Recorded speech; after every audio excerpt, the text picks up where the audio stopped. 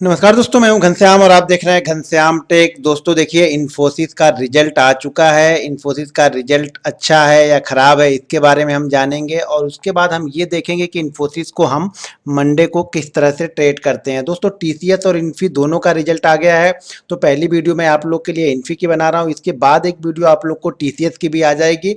तो दोनों ही स्टॉक्स को हमें इंट्राडे में मंडे को किस तरह से ट्रेड करना है, रिजल्ट के बाद में उसके आपको लेवल बताऊंगा, दोनों के रिजल्ट कैसे हैं उसके बारे में बताऊंगा। लेकिन पहले इन्फोसिस पे हम विस्तार पूर्वक बात करेंगे।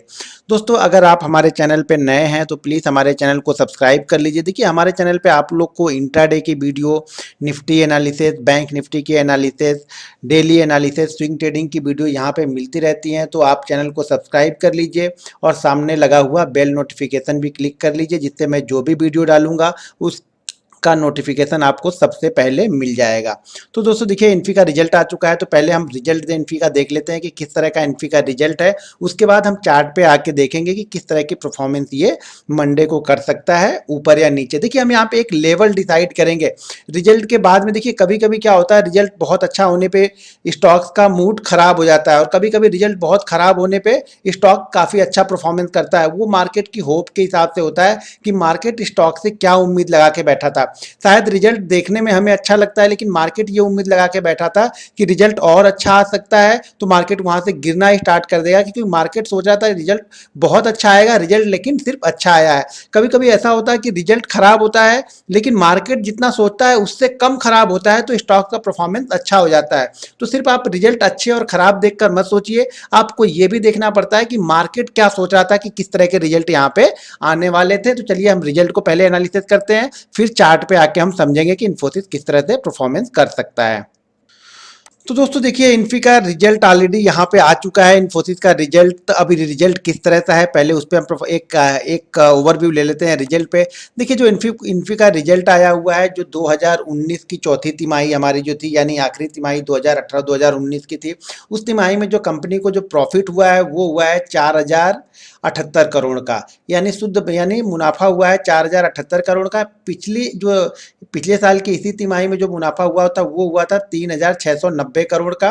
तो उसके मुकाबले में क्या है, 10% अधिक है, यानी 10.5% से अधिक का प्रॉफिट कंपनी ने गेन किया। यानी कंपनी का जो पिछली तिमाही में मुनाफा हुआ था उससे मुनाफा 10.5% बढ़ के आया है, जो देखने में हमें अच्छा लग रहा है। ठीक है, अब कंपनी का राजस्व चौथी तिमाही में 19% बढ़ा है, तो यानी ये बढ़ के हो गया है 21,539 करोड़, जो कि पिछले साल इसी तिमाही में जो था वो 18,023 करोड़ का था। यानी यहाँ पे देखिए कंपनी का मुनाफा तो 10% से यहाँ पे बढ़ा हुआ है, जो आपको देखने में अच्छा लग रहा है, हमें समझ में आ रहा है कि हाँ कंपनी ने रिजल्ट अच्छा पोस्ट किया है। लेकिन शायद मार्केट इससे ज्यादा की उम्मीद लगा के बैठा था, मार्केट के इनलाइन के हिसाब से थोड़ा सा कम है ये। देखिए अब चौथी तिमाही में जो इन्फोसिस के रुपए में होने वाली आय है उसका 0.6% बढ़ के आई है, यानी वो 21,539 करोड़ रुपए है इस बार की। ठीक है, जो जबकि वित्त वर्ष जो तीसरी तिमाही थी, 2019 की जो तीसरी तिमाही पे, वहां पे रिजल्ट जो आया था इनका वो 21,400 करोड़ था। इस बार जो बढ़ के हो गया वो 21,539 करोड़ है। इसको देखने से भी अच्छा लग रहा है कि पिछली बार से ये भी काफी अच्छा परफॉर्मेंस यहाँ पे आया है। ठीक है, डॉलर जो आय होने वाली थी उसमें 2.4% बढ़ गया, यानी 2.4% बढ़ करके जो डॉलर आय हुई है वो 306 करोड़ से 306 करोड़ डॉलर है। जबकि लास्ट तिमाही में, यानी 2019 की लास्ट तिमाही यानी तीसरी तिमाही में जो आया था वो 298.7 करोड़ डॉलर रही थी।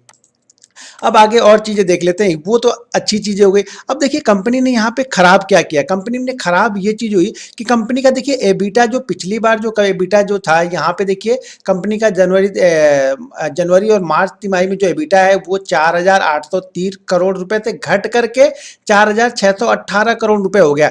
यानी जो कंपनी का एबिटा आया है वो पिछली बार से कम आया है। कम क्यों आया है, क्योंकि कंपनी का मार्जिन कम हुआ है, यानी कंपनी ने जो बिजनेस लिया है, यानी जो भी सौदा कंपनी ने किया है, जो किसी से बिजनेस कंपनी ले रही, तो उन्होंने क्या किया, अपना मार्जिन कम कर दिया है। पिछली बार जो मार्जिन देखिए 22.6 था, इस बार घट करके 21.4 हो गया, यानी लगभग 100 बेसिस पॉइंट का, यानी लगभग 1% इन्होंने मार्जिन को कम किया है। देखिए बिजनेस ग्रो कर रहा है, कंपनी की सेल्स बढ़ी, कंपनी का मुनाफा बढ़ा, लेकिन बिजनेस यानी मार्जिन जो किया, मार्जिन इनका कम है। यानी जो ज्यादा मार्जिन पे काम कर रहे थे, अब वो कम मार्जिन लेके यहाँ पे काम कर रहे हैं, तो मार्केट इसको निगेटिव लेगा। देखिए एक चीज ध्यान रखिए, अगर आप आईटी कंपनियों का रिजल्ट देखते हैं तो हमेशा क्या करते हैं, एबिटा देखा जाता है, मार्जिन देखा जाएगा और ग्रोथ क्या एक्सपेक्ट कर रहे हैं, यानी अगले साल के लिए उन्होंने ग्रोथ क्या बनाई है। तो इन्फोसिस ने ग्रोथ का जो गाइडलाइंस दिया है, जो पिछली बार उन्होंने दिया हुआ था 8 से लेकर 9.10 तक दिया था, इस बार उन्होंने उसको कम कर दिया है। जो गाइडलाइंस, करेंसी ग्रोथ की गाइडलाइंस जो पिछली बार उन्होंने 8 से लेकर 10% के बीच में दी थी, अब ये सिंगल डिजिट ग्रोथ ही यहाँ पे देख रहा है, यानी 7.5 से लेकर 9.5। तो कंपनी जो मार्केट लेगा इसको भी मार्केट निगेटिव ही लेगा। मार्केट ये सोच रहा था कम से कम 10 तो लाएंगे या 10 से ज्यादा करेंगे, 11 या 11 कर सकते हैं, लेकिन उन्होंने उस गाइडलाइंस को, पिछली जो गाइडलाइंस है उसको भी कम कर दिया है। अब देखिए ऑपरेटिंग प्रॉफिट मार्जिन है वो भी 21 से 23% दिया है। वो जो इस अवधि के लिए जो ऑपरेटिंग मार्जिन प्रॉफिट दिया है कंपनी ने 21 से 23% दिया है। जो मार्केट ये सोच रहा था कि कम से कम 22 से 25 के बीच का देंगे, लेकिन इन्होंने क्या दिया है 21 से 23 के बीच में। जो इस बार जो कंपनी ने मार्जिन पोस्ट किया वो देखिए 21.4 पे किया है और उसके भी लोअर एंड पे आ रही है, यानी लोअर एंड इन्होंने 21 दिया है और हायर एंड जो बैंड दिया है उन्होंने 23 का दिया है।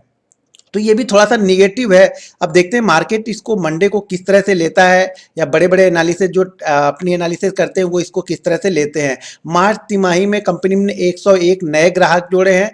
देखिए कंपनी का जो मुनाफा आपको पता है, ये कंपनी का जो मुनाफा है वो 10.5% बढ़ा है और कंपनी जो है वो 10.5 रुपए का डिविडेंड भी देख रही है। तो ये थोड़ा सा अच्छी खबर है कि कंपनी जो है यहाँ पे 10.5 रुपए का डिविडेंड भी देख रही है। अब चलिए हम इसको चार्ट पे देख लेते हैं कि मंडे को किस प्राइस पे या क्या लेवल ऐसा होगा जिस प्राइस पे हमें बाइंग या सेल पे अपनी नजर बना के रखनी है।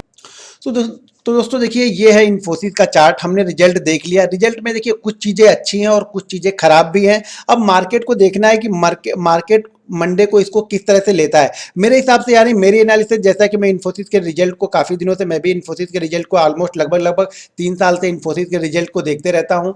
तो इन्फोसिस के इस रिजल्ट के हिसाब से मुझे लगता है कि मार्केट थोड़ा सा एक निगेटिव ओपन होना चाहिए। अब निगेटिव ओपन होने के बाद वो क्या करता है वो देखने वाली बात होगी, लेकिन इस रिजल्ट को देख के मुझे लगता है कि थोड़ा सा इसको निगेटिव, यानी 2 से 2.5% निगेटिव ओपन होना चाहिए। ये मेरा पहला है, हो सकता है इससे ज़्यादा भी हो सके निगेटिव ना भी ओपन हो। लेकिन इंपॉर्टेंट लेवल क्या है देखिए, अब इंपॉर्टेंट लेवल समझ लीजिए। ऊपर की तरफ देख लीजिए, जो इन्फोसिस है ऊपर की तरफ इसने एक टॉप बनाया हुआ है। जो ये टॉप है वो ऑलरेडी 770 772 के आसपास है। देखिए अगर रिजल्ट वाले दिन इसके ऊपर नहीं निकलता है 7 यानी 70 के ऊपर, यानी ये क्लोजिंग हुई है 50 पे, इसकी 20 पॉइंट ऊपर, यानी 20 से 22 पॉइंट बोले तो 3% ऊपर। अगर रिजल्ट बहुत अच्छा है और अगर स्टॉक से मान लीजिए रिजल्ट, मार्केट को लगता है कि रिजल्ट बहुत अच्छा है और अगर ये स्टॉक 770 772 के ऊपर ओपन होता है या 760, मान लीजिए 760 पे ओपन होता है, तो हमें यहाँ पे कुछ नहीं करना है। और जैसे ही ये 770 772 के ऊपर निकल के 2 से 3 मिनट अगर सस्टेन कर दे इन्फोसिस, तो यहाँ पे बिल्कुल आप बाइंग कीजिएगा। कम से कम 800 के टारगेट आपको इंट्राडे में ही मिल जाएंगे। अगर वो कंडीशन तब बनती है जब मार्केट इसको रिजल्ट को पॉजिटिव लेता है और ये स्टॉक 760 765 पे ओपन होता है या 770 के ऊपर ओपन हो और 1 से 2 मिनट सस्टेन कर जाए, तो आप इसको बाइंग कर दिए 800 के टारगेट के लिए। इंट्राडे में आपको 800 के टारगेट यहाँ पे मिल सकते हैं अगर ये ऊपर की तरफ निकला। अब मान लीजिए मार्केट इसको निगेटिव लेता है, तब हमें क्या करना है। एक चीज ध्यान रखिएगा, अगर मार्केट इस रिजल्ट को निगेटिव लेता है तो हमारे पास ये एक ट्रेंड लाइन है जो कि इसको सपोर्ट का काम कर रही है, जो कि पिछले 4 से 5 महीने से इसको सपोर्ट का काम ये ट्रेंड लाइन करती हुई चली आ रही। अब इस ट्रेंड लाइन के हिसाब से अगर मान लीजिए इन्फी 730 या 735 के आसपास ओपन हो जाए, जैसा हम सोच रहे हैं कि 2-2.5% निगेटिव ओपन हो जाए, अब इस जगह मुझे देखना पड़ेगा अगर ये 730 पे ओपन होने के बाद 720 के लेवल को ब्रेक करता है तो मुझे लगता है फिर इंट्राडे में आपको 700 के टारगेट यहाँ पे मिल जाएंगे। अगर ये 730 पे ओपन होने के बाद 720 के लेवल को ब्रेक करे, देखिए ध्यान से चीजों को समझिए। पहले मान लीजिए ये 730 पे ओपन होता है और वहां से ट्रेड होकर 720 के लेवल को ब्रेक करता है, तो इंट्राडे में हमारे 700 के टारगेट यहां पे देखने को मिल सकते हैं। अब मान लीजिए किसी कंडीशन में ये स्टॉक 710 715 पे ओपन होता है, तब ये स्टॉक्स अगर 700 के नीचे ट्रेड करें इंट्राडे में सुबह के 5 से 7 मिनट के अंदर में, तो स्टॉक्स में एक सेल की पोजीशन ली जा सकती है। फिर टारगेट आपका 680 का बनेगा। ध्यान रखिएगा इन्फोसिस रिजल्ट के दिन बड़े बड़े मूवमेंट करता है। अगर आप इन्फोसिस के रिजल्ट को नहीं समझते हैं तो पहले जब इन्फोसिस का रिजल्ट सुबह 8 बजे आया करता था तो इन्फोसिस ज्यादातर 10% गैप अप या 10% गैप डाउन ही ओपन होता था। अब रिजल्ट उनका शाम को आने लगा है तो उस कंडीशन में इन्फोसिस ध्यान रखिएगा, रिजल्ट के दिन इन्फोसिस 12 से 15% तक के बड़े बड़े मूवमेंट कर सकता है। यानी यहाँ पे ये डरने की जरूरत नहीं है कि 3% या 4% अच्छे रिजल्ट के बाद ये ऊपर ओपन हो रहा है तो ऊपर जाने के चांसेस नहीं है। रिजल्ट वाले दिन हमेशा ये बहुत अच्छा मूवमेंट करता है, ऊपर या नीचे जिस साइड में भी रिजल्ट अगर अच्छा है तो बहुत अच्छा ऊपर की साइड में मूवमेंट करता है, और अगर रिजल्ट खराब है तो ये नीचे की साइड में भी उतना ही मूवमेंट करता है। तो अगर ये 750 की क्लोजिंग है खराब रिजल्ट के बाद, अगर ये 730 से 720 की जोन में अगर मिलता है मुझे नीचे की तरफ और 720 के लेवल को सेल करता है, तो हमारे पास ये 20 पॉइंट बिल्कुल क्लियर हमारे पास 20 पॉइंट ये रखे हुए हैं।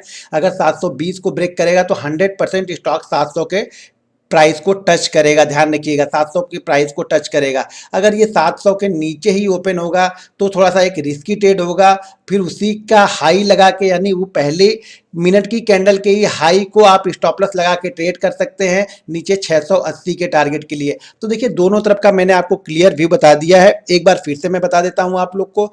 अगर किसी भी सिचुएशन में ये ऊपर की तरफ, देखिए ऊपर की तरफ तो हमें तभी बाइंग करना है जब ये 772 773 के लेवल को ब्रेक करेगा। यानी ऊपर हमें 750 से लेकर 770 के बीच में अगर स्टॉक्स है तो बाइंग नहीं करनी है, वो क्लियर कट बिल्कुल परफेक्ट डिसीजन है।